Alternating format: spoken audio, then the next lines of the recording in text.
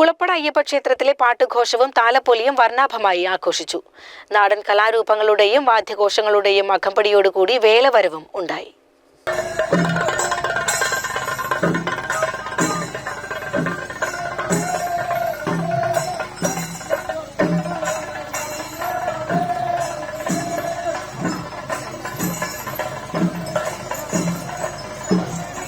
ജനുവരി 12 വെള്ളിയാഴ്ച പാട്ടുഘോഷവും ജനുവരി 13 ശനിയാഴ്ച താലപ്പൊലിയുമാണ് ആഘോഷിച്ചത്.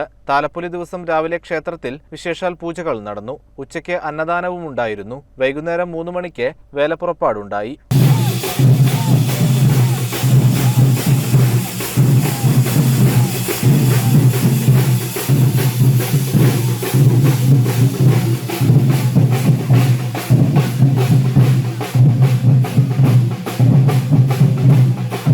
അഞ്ച് 45 സമൂഹാരാധനയും 6 മണിക്ക് ദീപാരാധനയും നടന്നു. തുടർന്ന് നാടൻ കലാരൂപങ്ങളുടെയും വാദ്യഘോഷങ്ങളുടെയും അകമ്പടിയോടുകൂടി വേലവരവുണ്ടായി.